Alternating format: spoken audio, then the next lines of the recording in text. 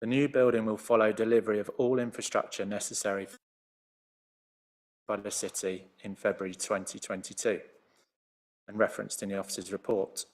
The approved infrastructure works are underway and will include parking provision for the whole campus, 316 spaces, 40 accessible spaces, 100 EV charging spaces, and 384 bicycle spaces. Improved access into and through the campus, including improved flood emergency procedures, substantial additional green infrastructure and planting, including to the rear of this building, has been suggested, and initial site groundworks to facilitate the university's phased future redevelopment here. That includes this building proposed, which will sit between two other university buildings, including the garage and the International Cricket Centre, which the council also approved in February last year. The approved cricket centre has strongly influenced the scale and massing of the teaching building, which also needs to meet the university's academic needs, including a dedicated sports science laboratory on the ground floor, as well as much needed flexible teaching space for all academic departments across the ground and first floors, and predominantly office space for academic staff on the second floor. There's also a dedicated plant room on the ground floor also. In short, the proposal builds on the success of the university's sport and wellbeing campus and delivers another important facility in Worcester. It will add to the university's international reputation for excellent and inclusive education, with the university typically educating 50% more students with a disability than the national average. Accessibility is therefore integral to the design of all of the university's buildings, and here an accessible ramp is integrated into the landscaping in front of the main entrance, linked to the accessible parking within the wider campus by the accessible health and wellbeing route also through the wider campus.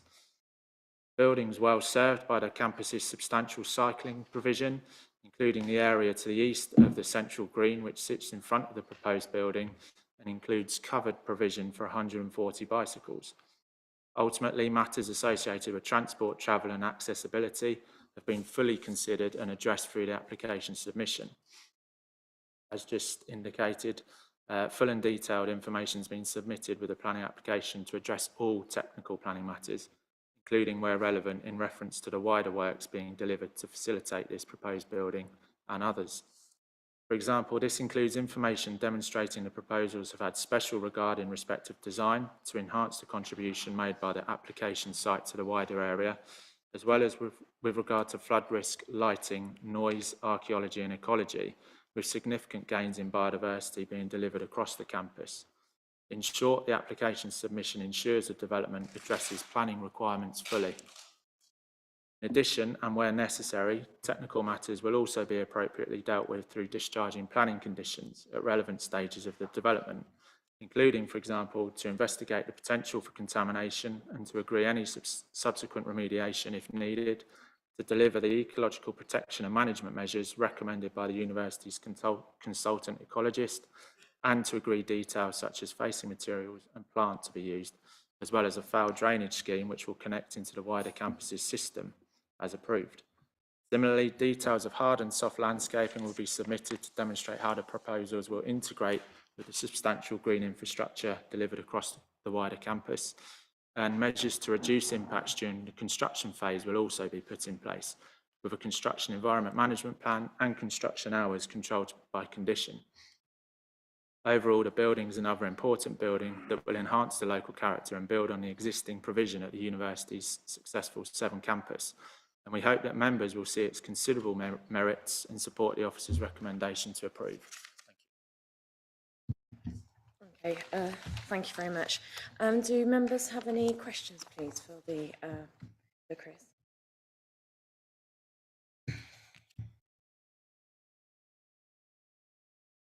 Thank you, Chair. Good afternoon, Mr. Dodds. I noticed that there is a badger set on site and that it's, at the moment, it's fenced off and there is a run that they can get out into and so forth. But this building is quite close to the boundary. So are you sure you're not going to disturb the wildlife, particularly the badgers? Yeah, so the badger sets in the area of sort of being set aside for ecological enhancement and management within the wider campus.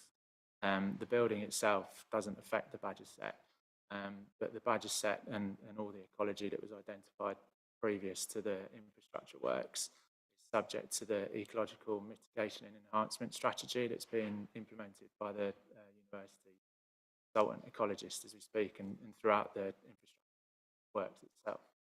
They're not impacted by this building. So this building, the planning application boundary is quite tightly drawn around the building purposefully because the wider campus is being implemented through those infrastructure works. We have known cases before where building near to badgers has meant that they relocate. And I really don't want to see dead badgers all over the nearby roads. But yeah, thank you, as long as you're being careful about that. Thank you. I've got Owen, please. Thanks, Chair. It's another question regarding biodiversity. And I picked up something on page 30 and page 34 in our report, which relates to bird boxes. And it says that the recommendation of the Biodiversity Advisor, I think they're called, says a minimum of 2 bird boxes on this building. I've got 5 on my house, and all of them are full every year. So would you be amenable to increasing this number from 2, a minimum of 2, to something that more reflects the size of the building? I mean, I don't think the university would have any problem in that. I mean, the submitted ecology report from their consultants only suggested 1 of each, and it was actually at the request, I think, of the council's landscape officer to increase it to 2. I mean, there is a condition, obviously, that requires those recommendations to be carried out. So if it was something that was necessary, like I say, the university, I'm sure, would install more. But there are also sort of numerous bird and bat boxes being installed across the wider campus. So this is really just to provide the provision for this specific building. But like I say, I'm sure they'll be happy to. Okay, I've got some questions. Me, this building, even though it's part of a campus, we're just looking at this site. When you look at the red area of this site, there seems to be a bit of a lack of planting and biodiversity. So I know that we've got a condition for a landscape maintenance and management plan, but at the moment you're maintaining a lot of paving. And I'm wondering whether you could actually consider putting in some more trees or, you know, push it a bit further because it just looks like it's a sea of paving. Sorry? Yeah. Okay, again, I'm sure the university would be happy to additional sort of landscape planting within the site. Obviously, it is subject to that condition, so whatever's submitted needs to be approved. I think, as I sort of said before, the site boundary is purposefully drawn pretty tightly around the building itself because it's just the building really that we're applying for, and the wider campus works are delivering the sort of wider campus strategy. But if there is more that you think is needed within that red line area, then look at. Yeah, I just think it's just, when you look, the trees are quite far away in front of it. You talked about needing brise soleil, and it's almost like if you had some deciduous trees a bit closer to the building, you know, you'd actually help the overshadowing and the heat and everything else, and also provide some shade for people who are walking close to the building as well. I mean, I'm really pleased that you talked about looking after your disabled students. I think that's really important. And another thing, it's whether you're going to provide more benches. I can see, I think there are some like off the plan, little like squares. I think those might be benches in front of the building. There are 4. So it's just whether you're reassuring me in the fact that, you know, it's a wider site strategy that we're sitting within, but it's ensuring that that strategy provides a good distribution of benches across the site. And the fact that you don't have any within this application starts suggesting to me that your distribution isn't quite as good as it could be. Yeah, I mean, so opposite this building is the sort of central green space for the campus, and that does include benches around it. So they are in sort of close proximity to the building. But again, we can sort of point to the wider provision in terms of proximity to this building when we do discharge that condition, or that we can do on the site. Then we've heard what you're saying. Take that on board. I've got Councillor Udall. Thank you. Yeah, thank you. Just a brief question. Looking on page 30, it says that under archaeology, that no further information is required because of information received from the agent. Can you give us some indication of what that information was? Yeah, so as a written scheme of investigation was submitted, which basically reflects the scheme of investigation being undertaken again across the campus and at the cricket centre site as well.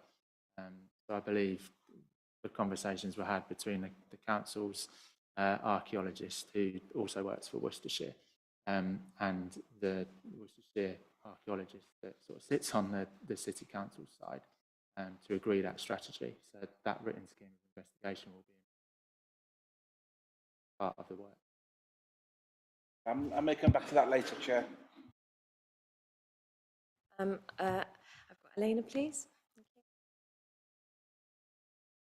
I can't see very well clearly on the plan. Is there a lift inside the building? Yeah, there's a lift towards the rear of the building, a sort of door that obviously goes up the entire building. It does go down as well, yeah. Can I just confirm that that lift is for students to use? It's not a service lift, it is a... No, it's to service the building for the people within it as well as. Yeah. And you've got disabled toilets on every floor. That is, it's a big thing for the University of Worcester. Accessibility is a core part of their remit. It's something they look at first point of call, really. I've got Jill, please. Thank you, Chair. It talks at some point about vision, the details of what the heating provision will be later. Is that right? So yeah, that's the detailed plant that's going to be needed. So there is a plant area that's proposed as part of the application, but the detailed sort of specification of that will obviously be confirmed through discharge. Are there any options within that, or that this is reducing carbon footprint approach that you'll come up with in the end? Yes, I mean, obviously the roof as well has PV on it in terms of renewables. Have a look at the condition.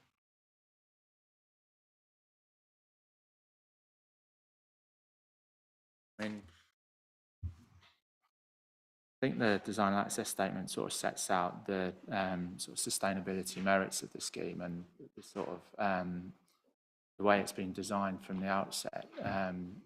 So it is a sustainable building from the outset, and so there are PVs on the roof as well in terms of renewable energy.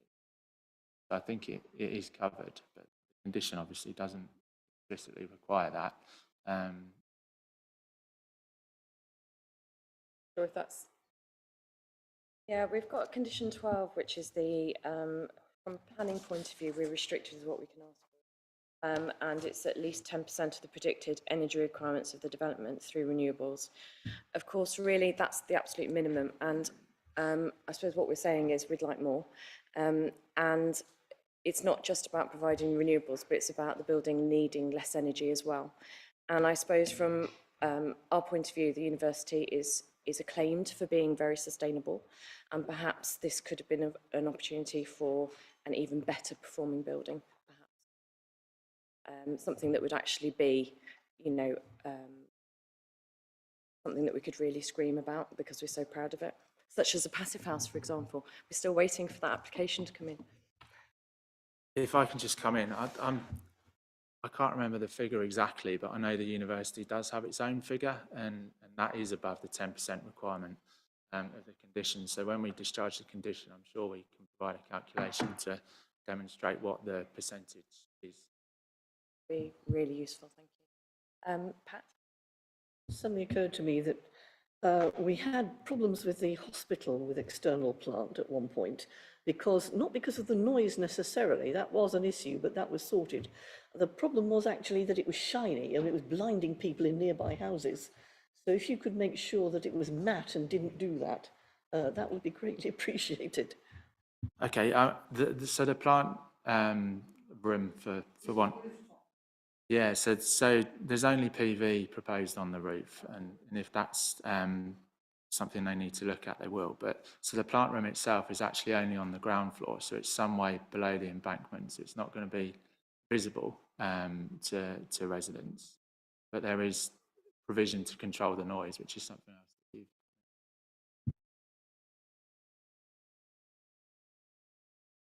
Yeah, thank you. I just wanted to just say one more thing. I think we've got a condition for, is it for girls we've got?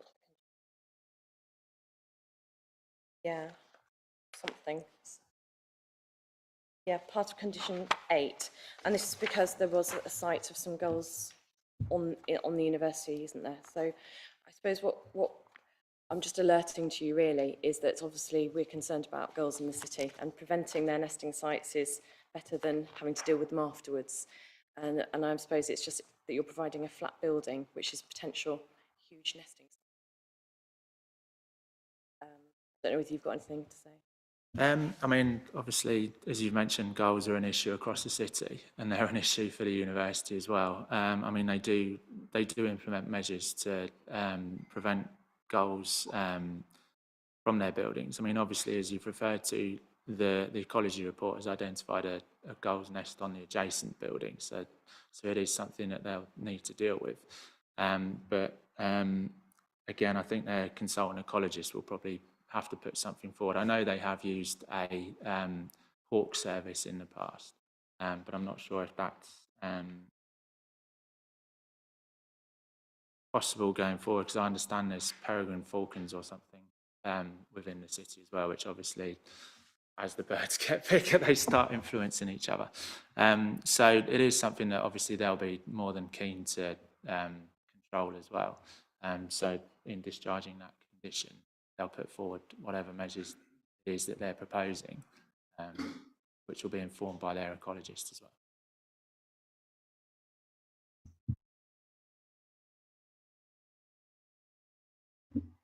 Chair, thank you.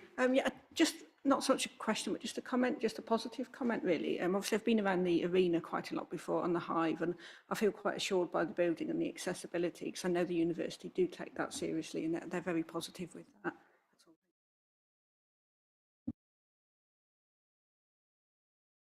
Thank you, Chair. I was really following on from your point, actually, funnily enough.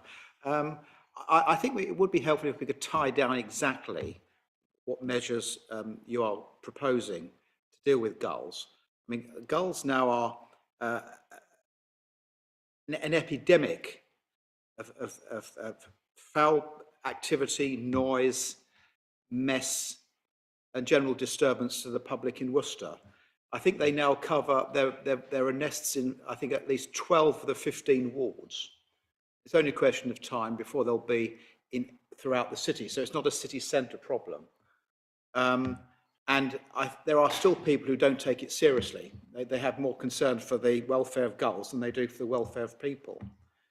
And I think you have a golden opportunity here, as an example, to do something that others might wish to follow. But of course, if you do nothing, people say, well, the university's not doing it, they're not doing it, why should we bother?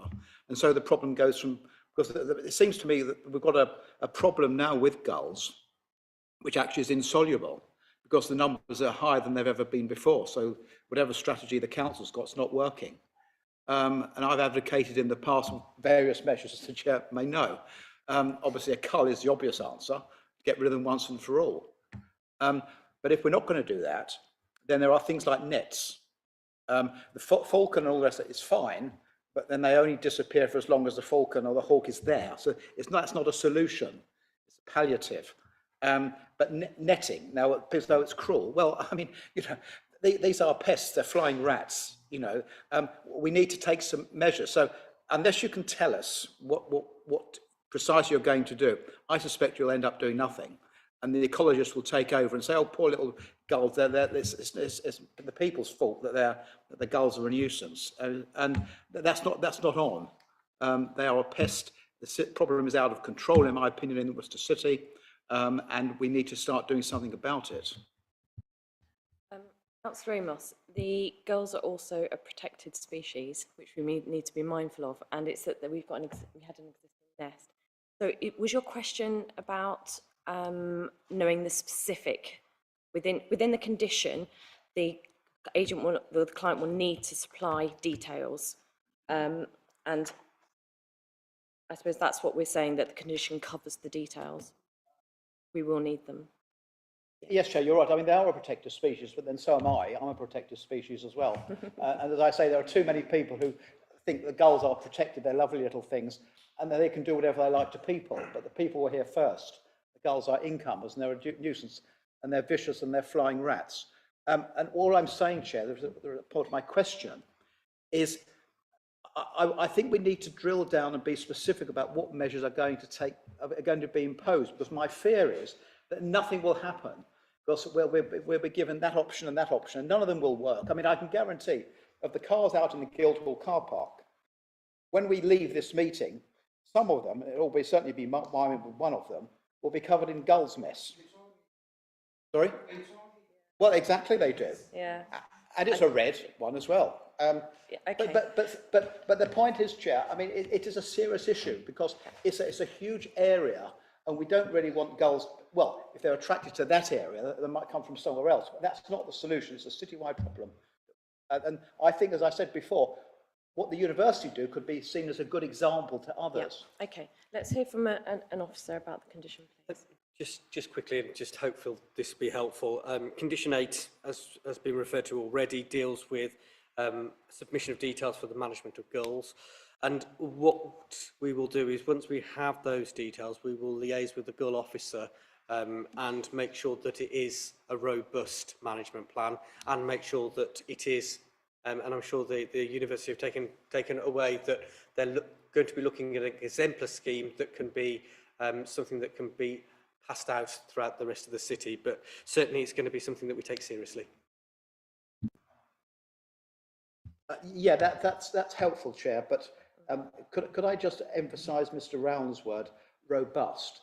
Because I do have I won't name anybody, but there are people involved in the discussions that are going to take place who do think gulls are more important than people, and the whole problem is caused by people, not by gulls. But the people aren't going to be moving. The gulls need to move on, either dead or alive, as far as I'm concerned. So it's a serious point, Chair, really, at the end of the day. Yeah, I think that's been well noted. Has anyone got any other questions?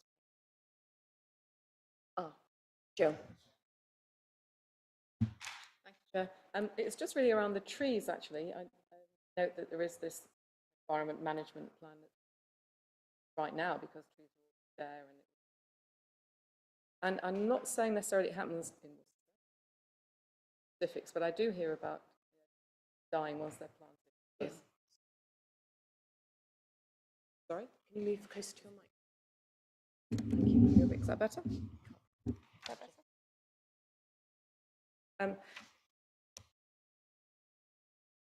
So I know it also says if any die, then you'll replace them.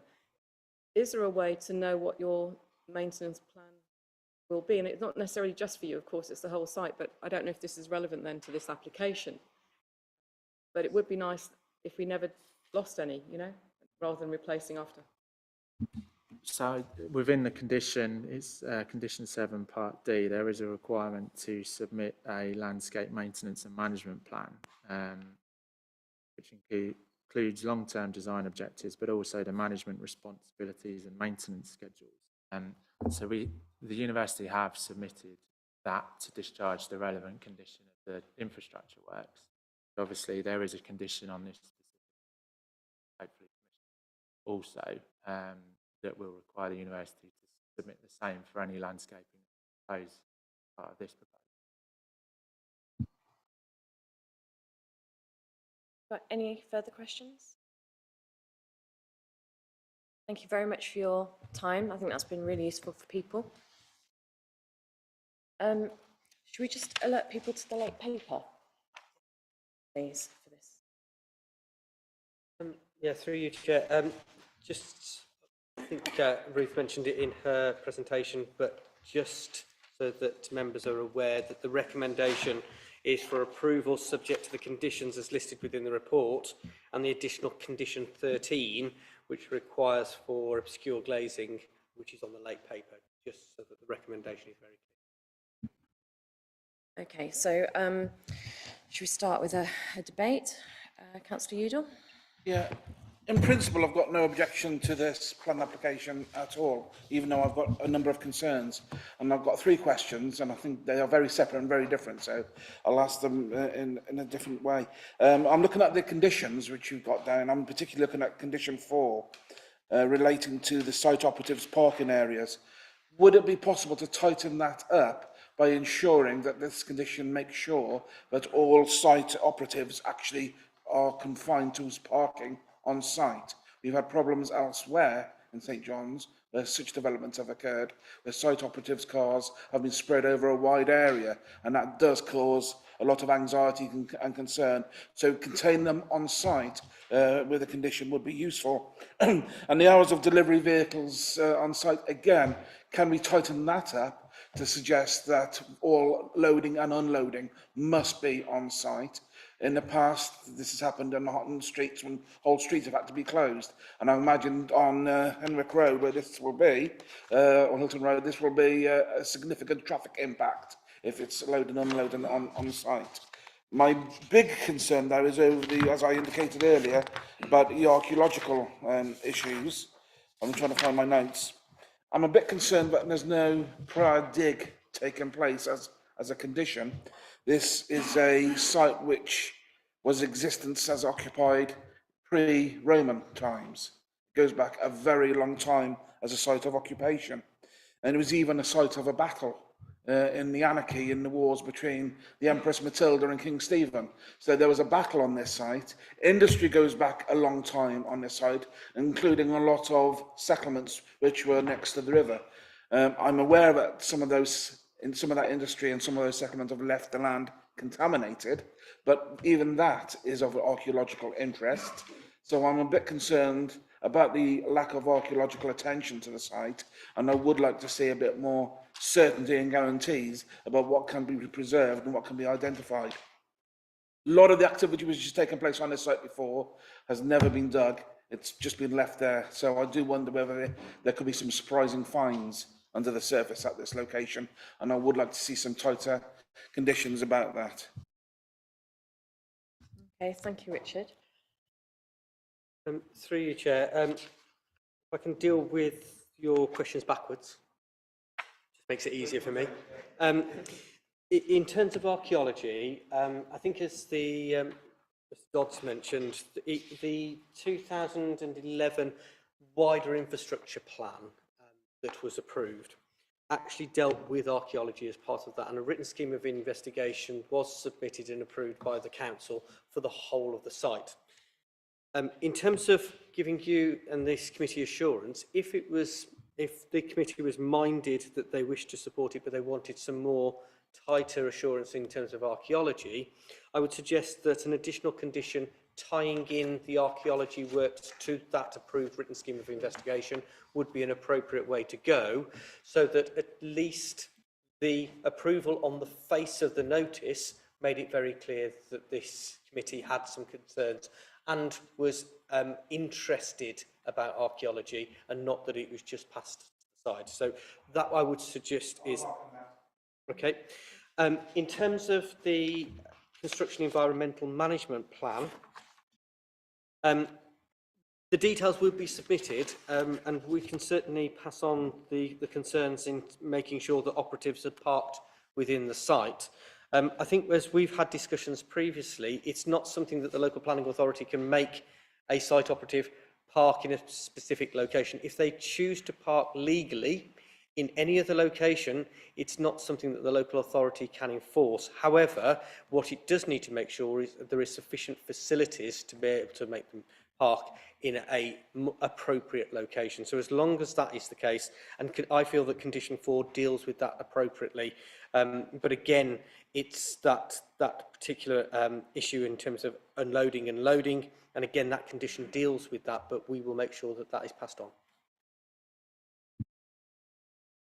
Yeah, I suppose building on what you're saying, Councillor, is the hours and deliveries were permitted. Are we talking about days of the week as well as times of day? That covered as well. Through you, Chair. To be robust, the officer has included condition 10, which actually includes specific hours of working.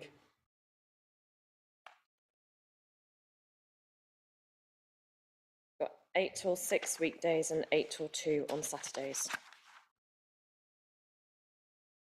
And no work on Sundays, bank holidays and public holidays.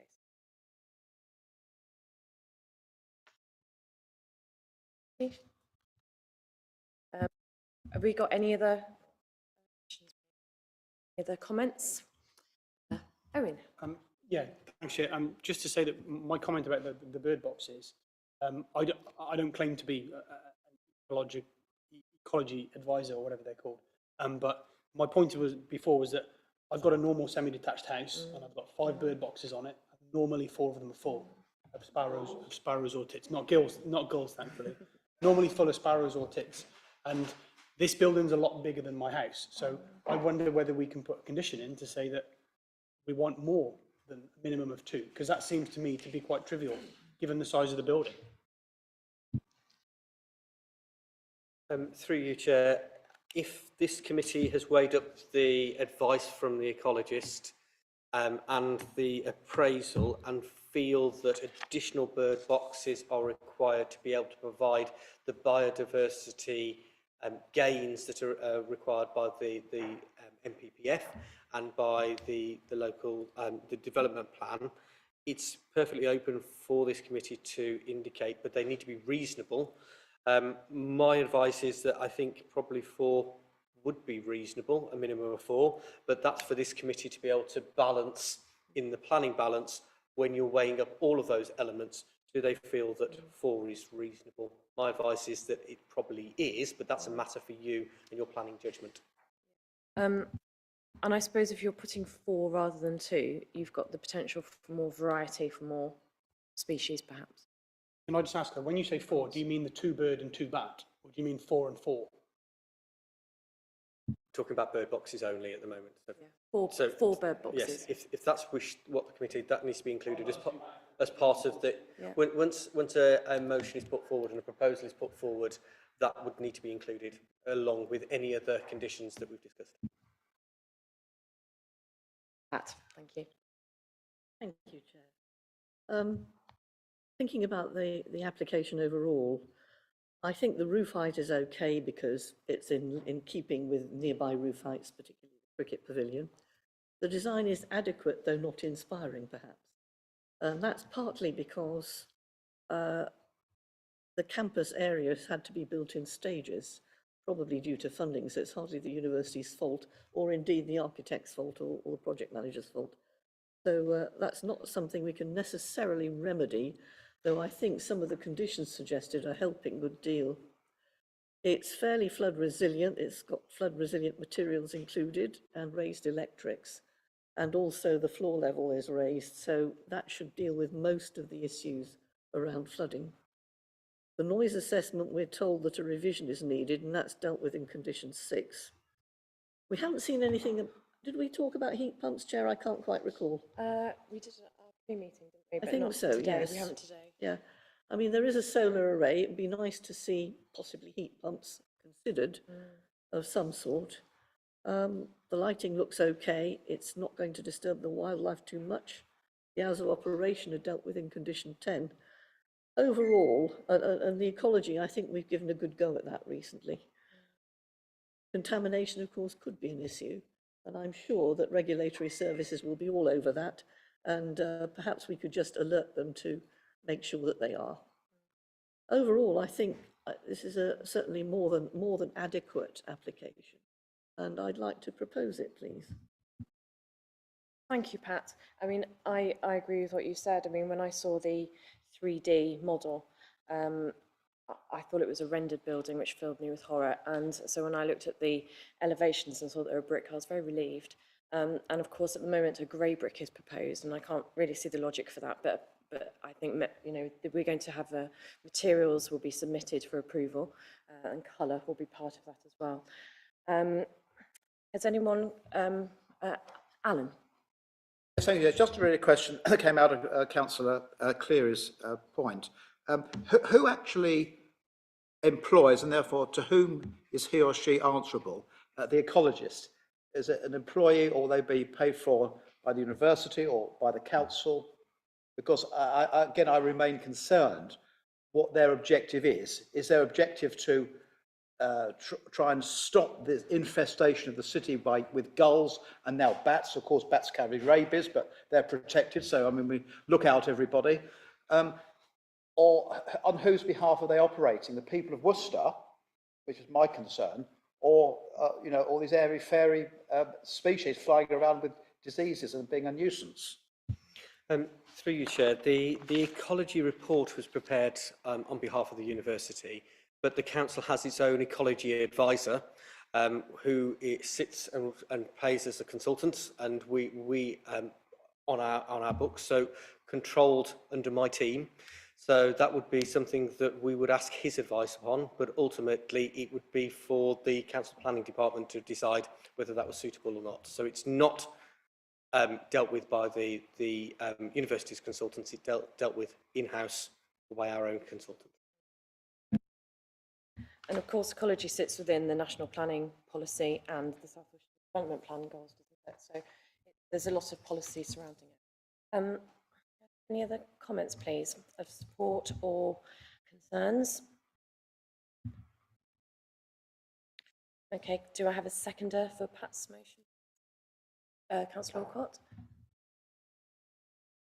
We're just going to clarify then, because we've got some additions and amendments. Can I just clarify, Councillor Agar, is your motion additions in section 8, also proposals earlier in the debate for an additional condition which is set out in the later, additional condition re-archaeology, amendment to bird boxes from are those all of the things minimum for? Good. Yeah, Mel, are you happy with that? So are people ready to move? No other comments? Okay, so can I see hands in favour of the motion to approve, please?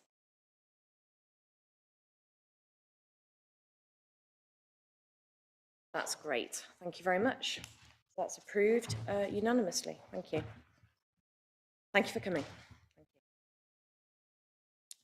Thank you. Okay, so we've now got the application for Drake Avenue. We're just going to swap the officer. We've got a late paper for this as well, haven't we?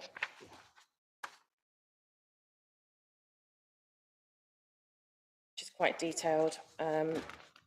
Changes to conditions. Should we hear the officer report when you're ready, Laura? Don't rush, it's okay.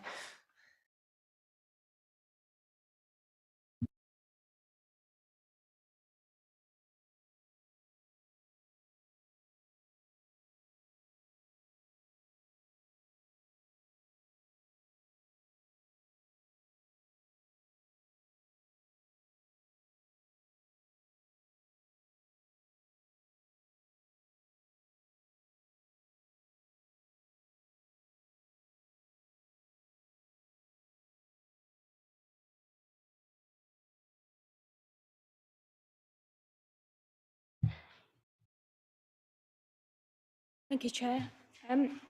This application is for full planning permission for the erection of a new 3-bedroom detached dwelling with vehicular access adjacent to 187 Drake Avenue.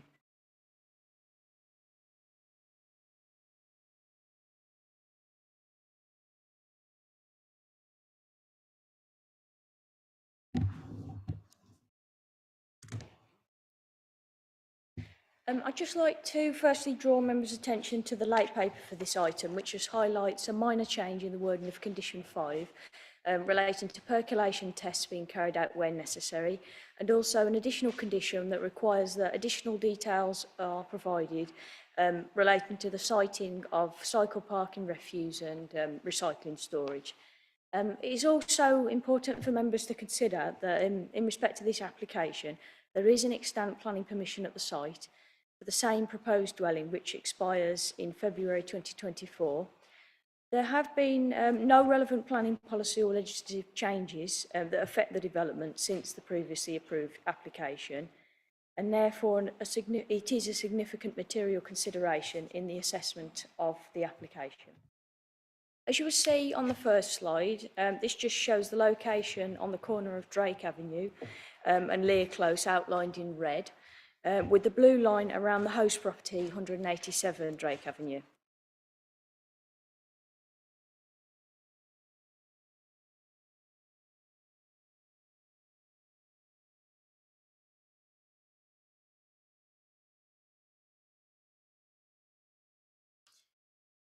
As you will see, the next slide is just showing the block plan for the proposal, showing where the dwelling is sited adjacent to 187 Drake Avenue, with tandem parking to the rear of the dwelling. You'll also see there is a reasonable private rear garden area that's been maintained for both the proposed dwelling and the original host property, with approximately 99.6 square metres for the proposed dwelling and approximately 107.4 square metres maintained for the existing host property. This garden area does exceed the guidance set out within the SWDP design guide, which requires a garden area of 60 square metres for a 3-bedroom dwelling.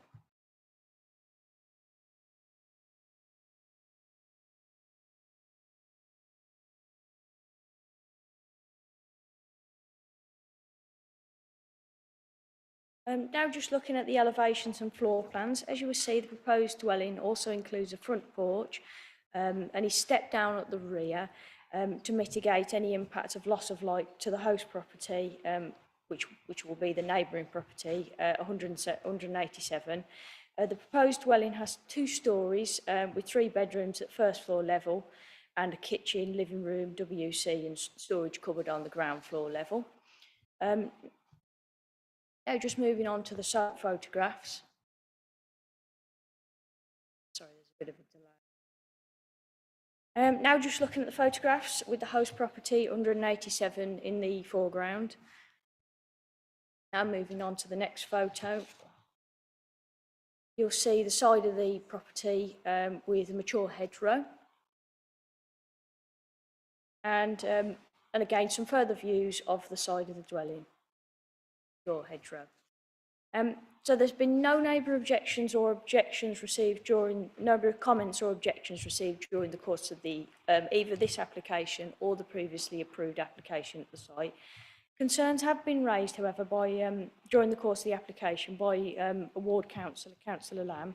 These concerns relate to local objection over development, concerns relating to the terracing effect, the increase in parking at the site and the potential highways issues. These concerns have been covered and considered throughout the officer report.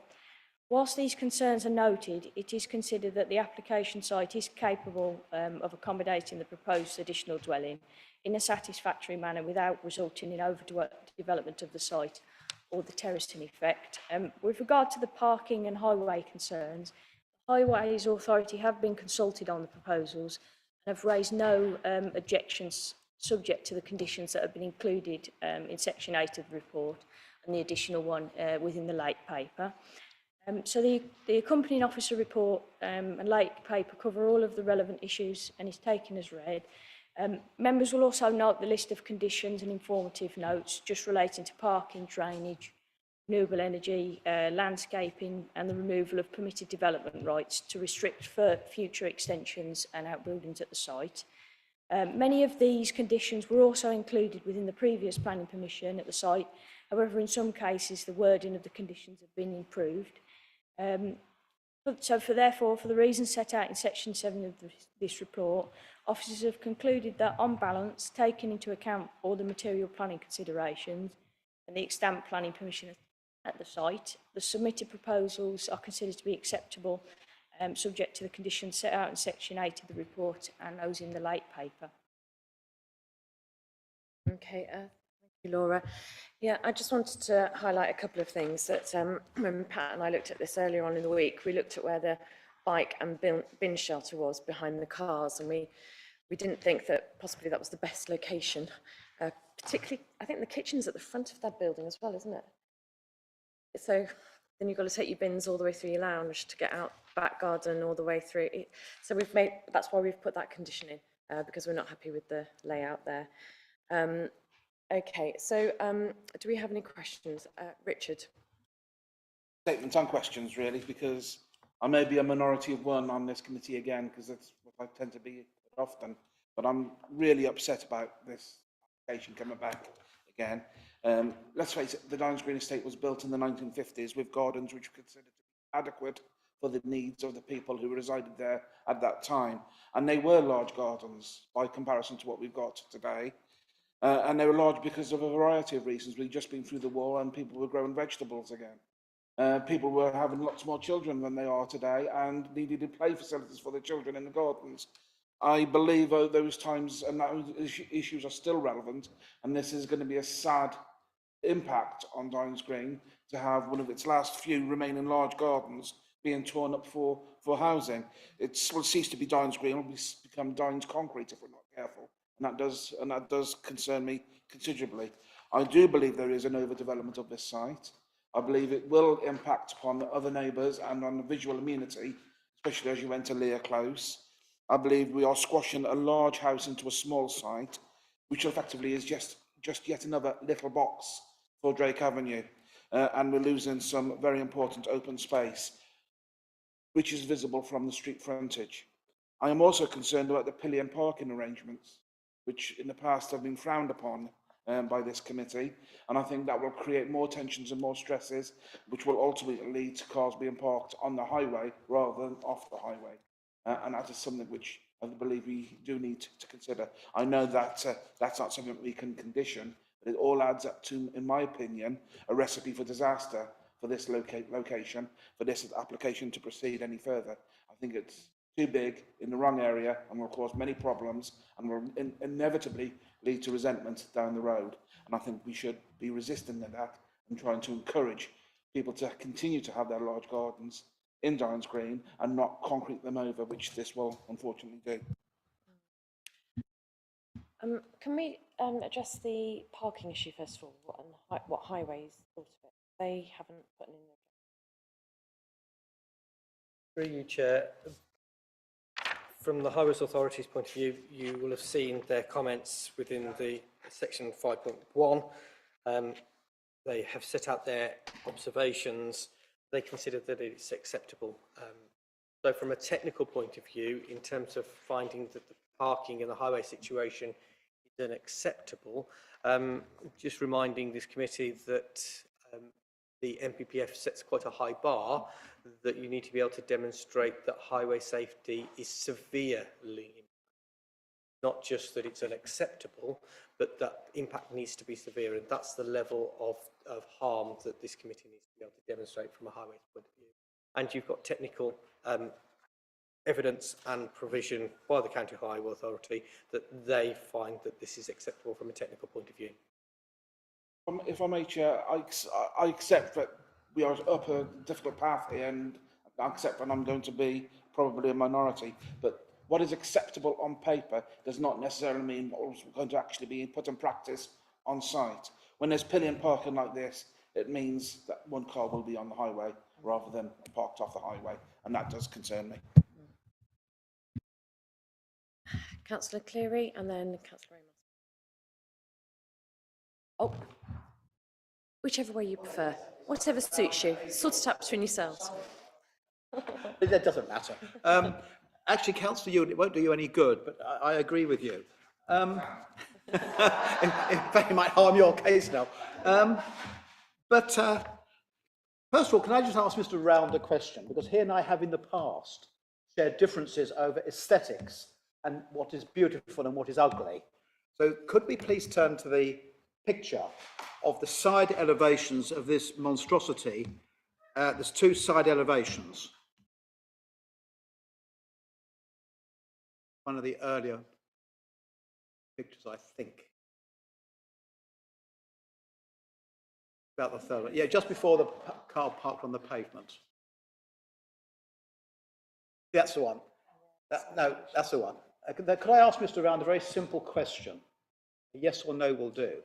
The two side elevations, are they beautiful? Are they attractive? Or do they look like Stalag 10?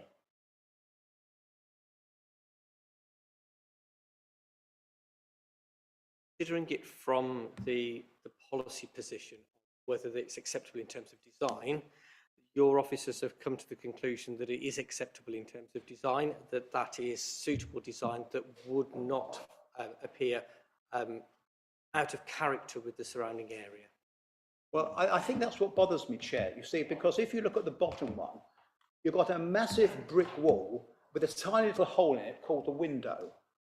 Now, that is not in keeping with the rest of the area whatsoever. They are 1950s semis, as Councillor Udall said, fairly large dimensions, actually. They didn't build rabbit hutches then. We are nowadays building, we're regressing. Anybody who tells me that that side elevation with a little hole in called a window is attractive or acceptable needs their heads examining. Yeah. That side elevation, the one on the bottom, the one that's adjacent to the other house, and therefore it's too close for windows. Okay, so the elevation to the street is the one at the top, and the other one, the problem is it's next to a house, so you can't have windows there. So the one to the street that people will see is probably more of a concern. Right, so the one we're going to see from the street is the top one. Yes, that's right. That's got two little holes in, called windows. Well, you can't even get a gull in one of those, but never mind, never mind. Okay, well, we just have to agree to disagree, but I'm concerned, Chair, in all seriousness, if anybody could possibly say that's acceptable on design grounds. I mean, it's hideously ugly.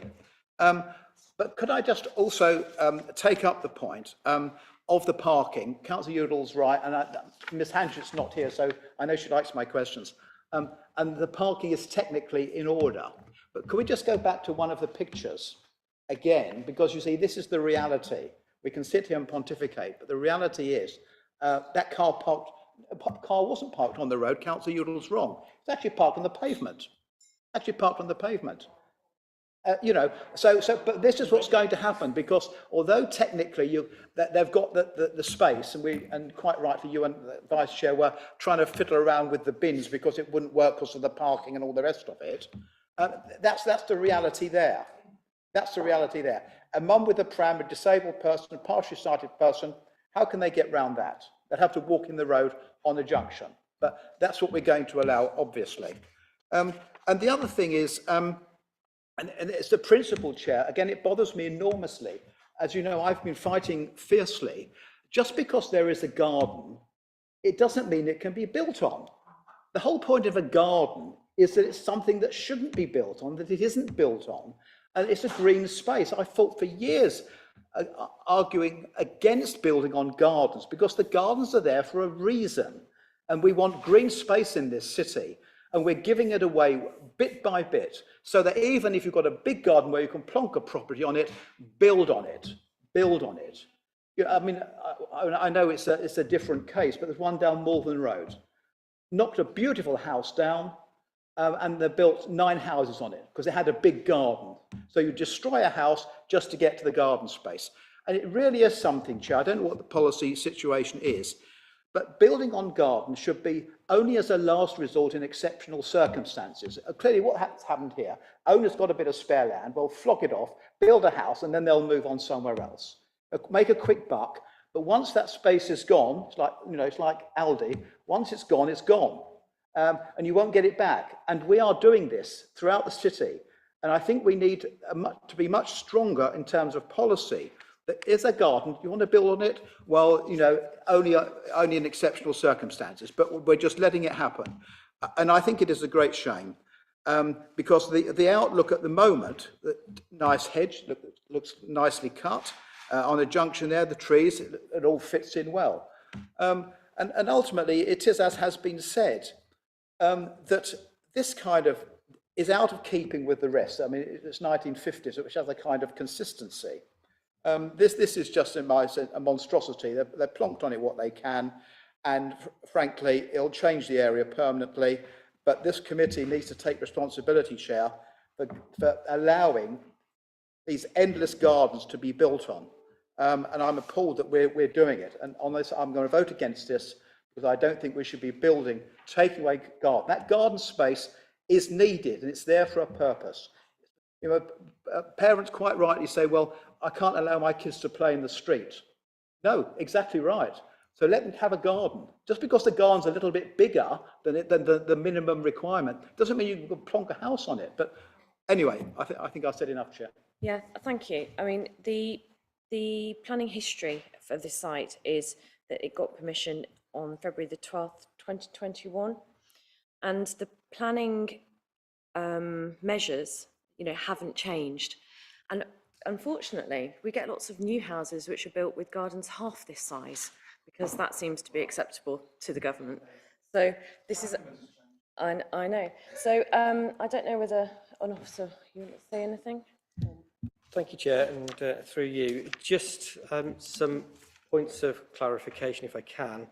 In terms of the garden area, just to clarify, yes, it is a large garden, as it is at the moment, but they will still be large gardens based upon the adopted guidance which this council has.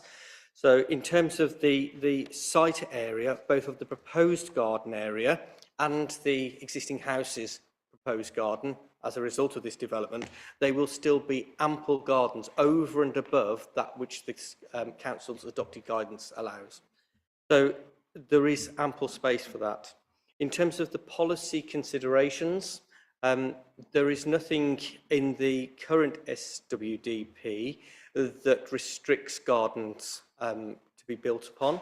It's judged upon the allocation. It's within a residentially allocated area. It's judged upon the character, the impact, and how that fits within the overall design and layout. So those technical considerations are before you.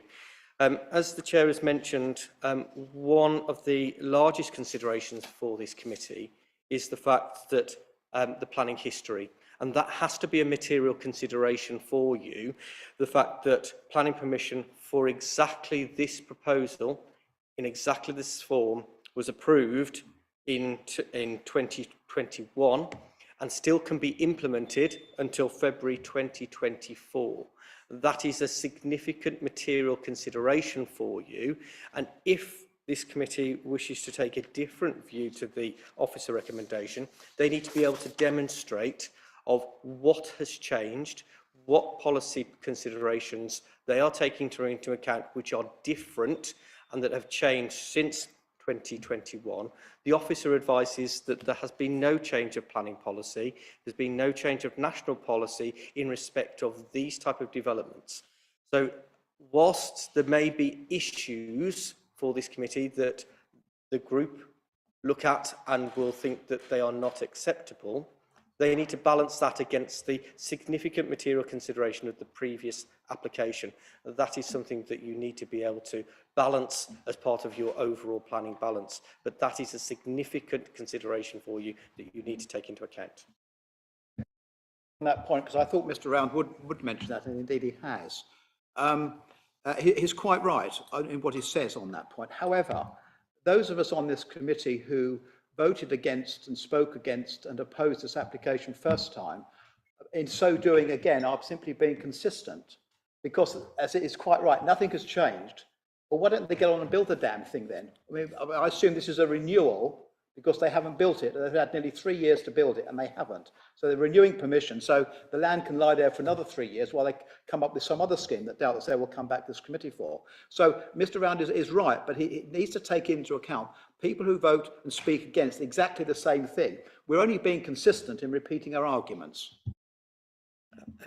Through you, Chair, just to clarify, in terms of the previous application, it was dealt with under delegated powers on the basis that there were no public objections and it was not called in by any ward member. And in terms of the previous point, which I can't remember, I was going to say something else and that's forsaken me, so I do apologise. If it comes back to me, I will interject. Yeah, and there were no objections this time either, were there? There have been no public objections. Yeah, but they haven't been submitted.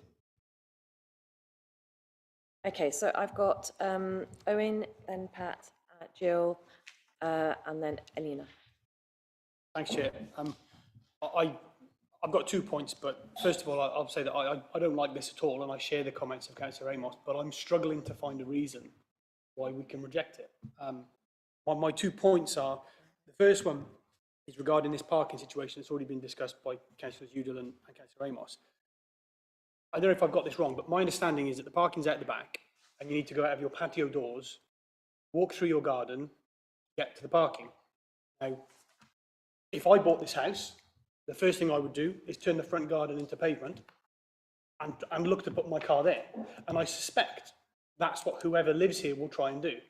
They'll want a drop curb and the front garden will be paved so they can put a car there. And if they can't do that, they'll probably park where that taxi's parked, simply because they've got 10 feet to get to their car in the rain with screaming kids, rather than walking through the garden, out the back gate, to these pillion parking. So I don't think this is really thought out properly at all. But again, I can't see that's a reason to decline it.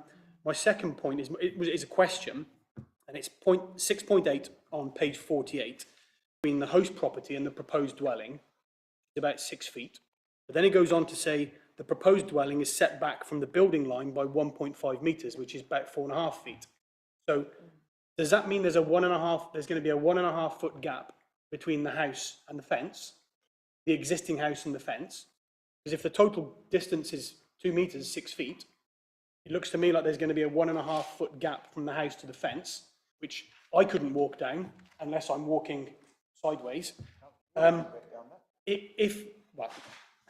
I was just using myself as the example.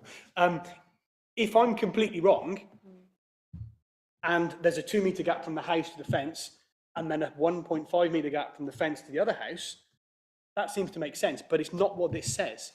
This says the total gap between the houses is 2 metres, 6 feet, of which 1.5 metres is on one side of the fence. So can we have some clarification about these distances, please? Absolutely, and through you, Chair. And I apologise to the committee if it is confusing in terms of the sentence. Just to clarify then, in terms of the gap between the two properties, it is 2 metres. There is a 1 metre gap walkway between the existing property and a 1 metre gap between the proposed. The 1.5 reference is the way that the building is set back, the whole building is set back from the design of the property. So if we can go to the layout. So as you can see, the building line of the front face of the property of the pair of semis is there. The proposed property is set back, so it is stepped away from the building line by 1.5 metres. But there is a 2 metre gap between the wall and the wall. So that is where Mr. Duncan is pointing. That is the 1.5 setback, and then the 2 metres is the gap between the two properties. Does that make sense? I'm happy to go on record and say that's nowhere near a big enough gap between two houses, as far as I'm concerned, but I don't think it's a good enough reason to decline it, sadly. Okay, Pat. Thank you. Yeah, it's not what you call an ideal application, is it? And I can't say I like it enormously, but it's not a question of whether I like it or not. We have an existing planning commission, which we may or may not like, but it's there. And you can't get away from that fact, and it is a fallback position, which means that they can still build that, and it will still be whatever, it will still be very similar to what we've got here. My suggestion is that we just could draw a line under this one and learn from it and say, we're going to have to build this. There aren't really sufficient reasons not to. at this stage, unfortunately. As for the parking issue, we already know, I think, that government guidance is that parking issues on their own are not sufficient for application. So in fact, that would not be enough unless we had other very strong reasons. And I don't think, given the fallback position, that we can sustain them. So rather sadly, and with personal reservations, I hope we don't do this again, I'll propose it. I've got some further questions. I've got Jill. I was going to ask why it was in front of us because of the previous I'd answered en route. Therefore, I'd just like to say how much I dislike it. Yes, I concur. Alina? Yeah, like everybody else, I dislike this application in everything about it. And I agree with all the points that have been raised by my colleagues on the planning committee. And I'm struggling to find a policy reason as to refuse this application. And to be honest, and frankly, I'm really concerned that this was not brought to planning committee previously on the previous application. I accept what the officer's saying with the reasons behind it, but I'm still very, very uncomfortable with that. Notwithstanding the fact there are no policy reasons, I'm not going to be supporting. I can't. I have to go with my moral standards on this. It's just wrong, and I'm disappointed also that despite the changing environmental world that we live in, the applicant has failed to provide any solar panels or any other considerations that environmental needs. I just despise this application completely. Sorry.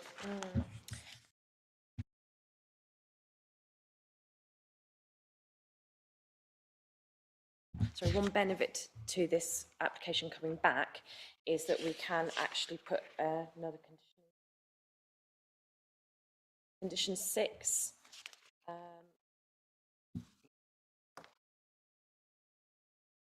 Yeah, so was that on the application before? No. So this wasn't on the application before about the low carbon energy. So it's been introduced for this application, which does actually improve this application from that point of view. Thank you, Chair.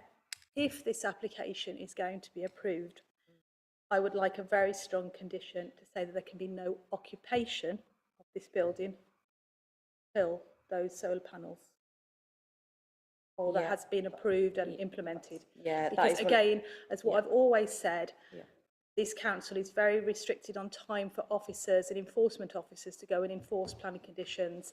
And I think that when developments take place, we can say, oh, there's going to be a condition, but it's very rarely enforced. But if we say that there can be no occupation, that does give us some protection. Yeah, I think the condition 6 is quite carefully worded to that. It says the approved facilities shall be provided prior to any part of the development hereby permitted being first occupied in accordance with the timetable submitted to and prior to occupation any part of it. So it does talk about that. Let's hope. Yeah.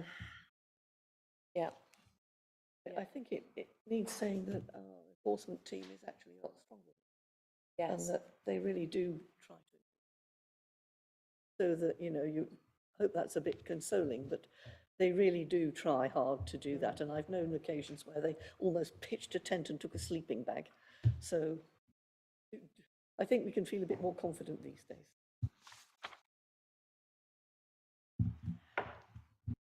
Richard? Thank you, Chair. I am clutching at straws here to try and find something which we can show to residents that we have taken this seriously. And I seek advice from officers whether we can add a number of conditions. One is to provide protection to the remainder of the hedge, which isn't removed as a result of the construction. That hedge is incredibly attractive and is important locally, and is also provides home for a number of wild animals. Some of them may even be birds.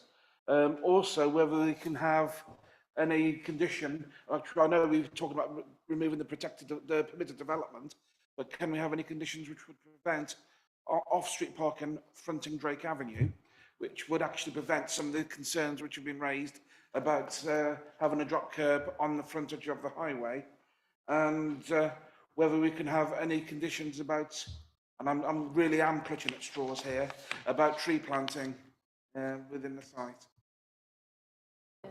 What would be nice from Tip Councillor is if we could have a nice big tree on the corner, and then the car can't park on the pavement then because there's a tree in the way. Yeah. Well, who's the county councillor for the area, Richard? Because let's get them to action that, shall we? But it's not part of this application. But I think that'd be a great solution. Well, it's outside of the red line. Andrew, did you want to say something? Oh yeah, you can. Yeah. Sorry. So in terms of the proposed conditions, if obviously rehearsing what councillors already know, the fact that it is something, and Councillor Udall has done the correct thing in considering whether conditions can make a development acceptable in terms of those things that you have concerns about. In terms of the protection of hedge, absolutely, that can be a consideration and a condition that can be imposed. Expansion of the condition in terms of removal of permitted development rights can include hard surfaces to the front area. So that can be restricted without requiring planning permission. So again, that can be included. And in terms of tree planting, condition 7 does require a scheme of landscaping, which does include proposed trees, hedges and shrub planting. So that is already included, but certainly we can make sure that that's tight to include make sure that there's trees planted within the site boundary. How exciting! So yeah, so that's condition that the front garden can't ever be a driveway. Just to be pedantic, Yeah. the condition will require that planning permission is required for hard surfacing of the front garden. Unfortunately, we can't impose conditions that say you can never, ever, ever, ever, ever do something. Yeah, we'd have to bring that back to committee then. Okay, Alan. Quick comments. Earlier in the discussion about 5 minutes ago, I sensed there was a majority of this committee who would not have approved this application had it come to committee. But it was approved under delegated powers. And I think rather than have a discussion now, I would ask Mr. Rush to consider that, because I call in applications where there are issues or likely to be issues, so that a wider view can prevail. But on this one, it's interesting how the members, and I counted, I think there was a majority against this application, but it's gone through. And we're now stuck with it. And I don't know anybody who's actually said it's a good or it's a nice or worthy application. So we seem to be in a bit of a bind. And I don't know what the technical position is, that the first application was dealt with under delegated powers. This one's dealt with by the committee. So so are we being asked simply to endorse a decision by officers under delegated powers? Are we making our own decision? And the second point is on the question of all these conditions we're adding. All I can say is I hope we've got the enforcement officers, because I think they've got a full-time job with this one. Through you, Chair, in terms of the decision that this committee is making, it is making an application, a decision on the application that is before you. It's not being asked to endorse the previous approval. What the comments of the officers are is that the previous decision is a material consideration as part of this application. So it's not a rubber stamping job. It's certainly something that you need to take into account in the round, taking all of those considerations and weighing them in the planning balance. And in terms of the enforceability of the conditions, as Councillor Amos and others know, that is one of the tests of applying a condition, that you need to ensure that it is enforceable. And the assurance that hopefully that officers have given, and the assurance that members have taken, is that we have got the enforcement capability to be able to do that. Otherwise, we wouldn't be proposing the conditions that are set forward. And I can assure you that those will be investigated. Thank you. I've got Andrew and then Jill, please. Thank you, Chair. Are we satisfied that requirements for natural lighting are met within the current design. It does seem that there being only the 2 side windows, or 3 in total of the side windows, it would seem like a very dark situation, but I'm struggling equally to find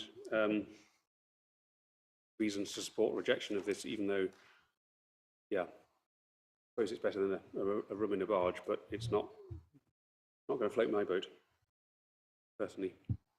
Through you, Chair, yes, officers are satisfied that it provides sufficient space in terms of bedroom size and also daylight in terms of the overall property. Jill? Thank you, Chair. I'm making a slightly tangential point, I suppose. I am very well aware, I'm sure a lot of members are, of the fact this is going to be a 3-bedroom house. One of the main things that we're very short of. I know lots of that. But I have to say, it's not going to be affordable, is it? Comes to the market. Pardon? Oh, well, that's a different thing. Yeah, so I don't say it can be a planning condition, how can it? But I just wanted to make the point that on the positive side, the fact it is a 3-bedroom house is something we are so short of, it's prime, but I don't like this one. Yeah. So is your question whether this house actually could, yeah, but it could be an affordable house, perhaps? Yeah. That might well be my question. I thought it might be. Through you, Chair, the size of the development wouldn't trigger the requirement for affordable housing. It wouldn't require that it was provided. This is a market house, and as Councillor Zizera has quite rightly said, there is a shortage of properties and their housing land supply is short, and this goes further to that, and that is, again, a material consideration for you. Yeah. Owen? It's just a statement. I just want to go on record and say I'm really uncomfortable being asked to make a decision on something and then being hamstrung by the fact that we've got this existing planning permission that we can't really do anything about. I don't like it at all. I don't think it's fair that we're being asked to make the decision, because our decision is being channeled because of the existence of this previous application.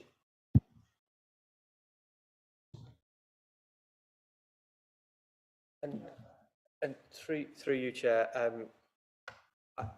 it is one of those things that planning committees and officers have to deal with from time to time, the fact that you have certain considerations that you have to weigh up, and there are certain things that that matters can arise within the planning sphere that restrict your decision making and channel it in one way.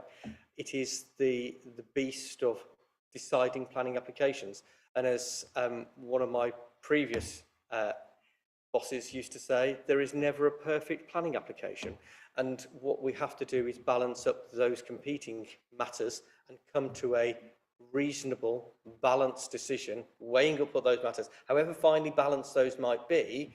And you'll hear councillors say quite often, on balance, it's whatever decision, and that's how finely balanced those things can be. But those are those matters, and that's a result of being part of the planning process. Duncan, I don't know.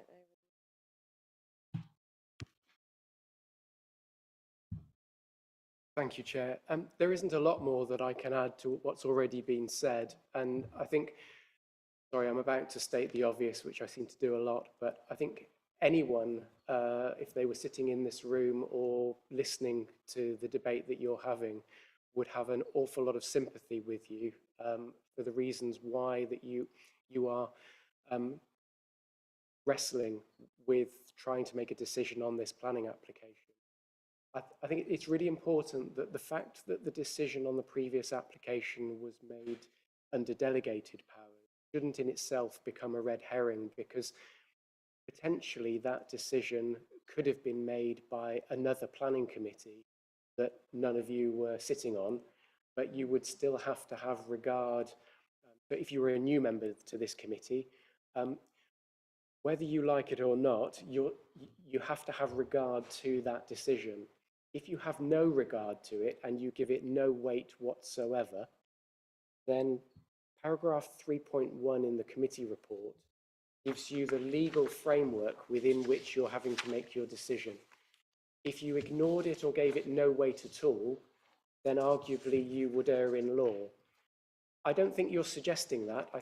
I think what I'm hearing is that you're trying to decide how much weight to give it, and you're carefully considering all of the harms, the benefits, and understandably, if you were looking at this completely afresh with no planning history, you may look at it and make a different decision, vote in a different way to the way that you vote noon. As long as you're approaching it correctly, and from what I've heard, I think you are, and some of you may conclude that it's not a very good quality proposal, but if you have to determine the application in accordance with the development plan, and there are no material considerations that indicate otherwise, there are no policy conflicts that in themselves justify a refusal this afternoon, then you would be justified in voting in support of something that you're not particularly impressed by. Hope that's helpful. Thank you, Chair.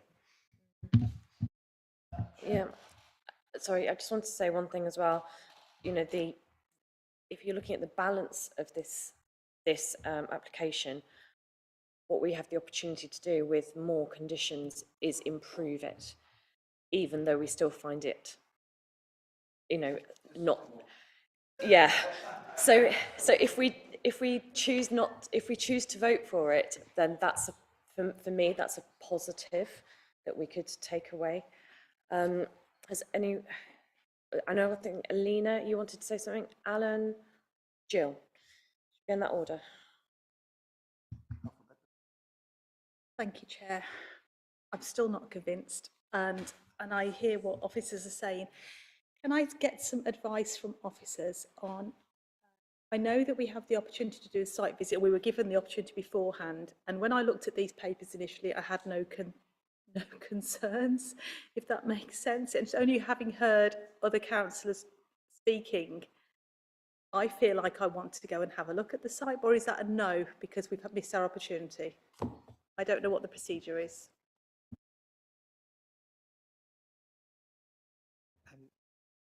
Through you, Chair, if we can just have a discussion on that, because that's something that hasn't been raised since I've joined Worcester. Just bear with us.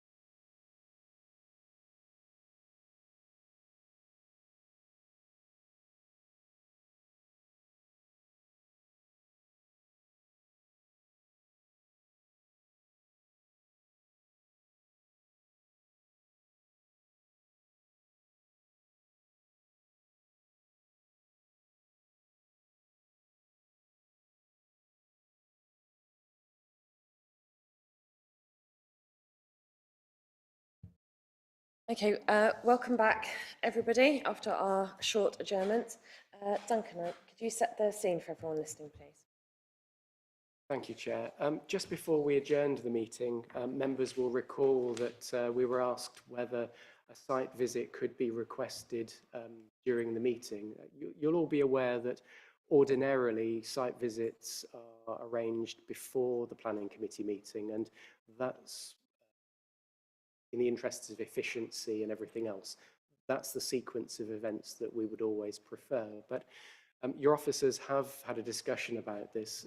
It's not come up as an issue since we've joined Worcester City Council, but our advice to you this afternoon is that it is a reasonable thing to request. It's not something that we would encourage because we would always like site visits to take place before the meeting, but there will from time to time be exceptions to that.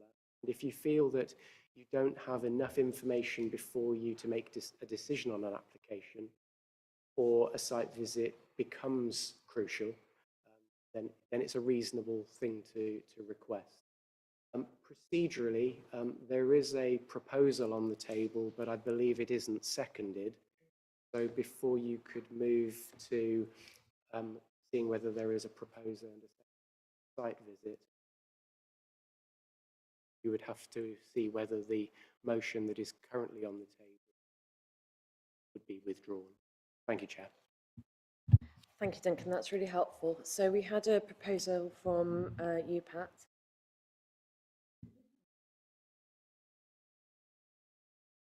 Thank you. That's great. And then if we go to Alina then for your proposal. Thank you, Chair. Yes, I feel that having looked at the presentation that's been put before us by officers and all the papers supporting that application, having now listened to the debate, I don't feel that as a committee that we've got sufficient information on the application when we take into account the location and how this application fits into the proposed development fits into the surrounding area. And I really feel that we should have a site visit so that we can consider this further. Unfortunately, this proposal that I'm putting forward has only come about because of the debate that's been before committee today.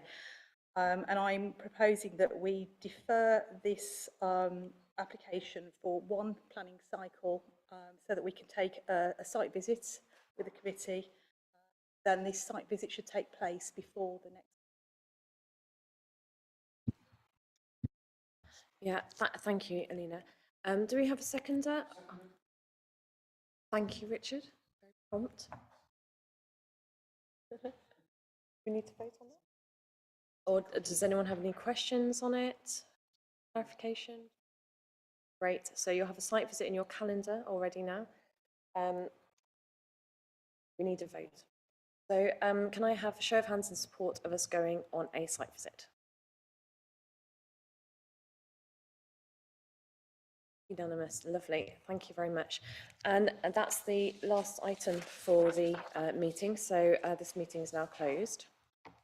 Thank you.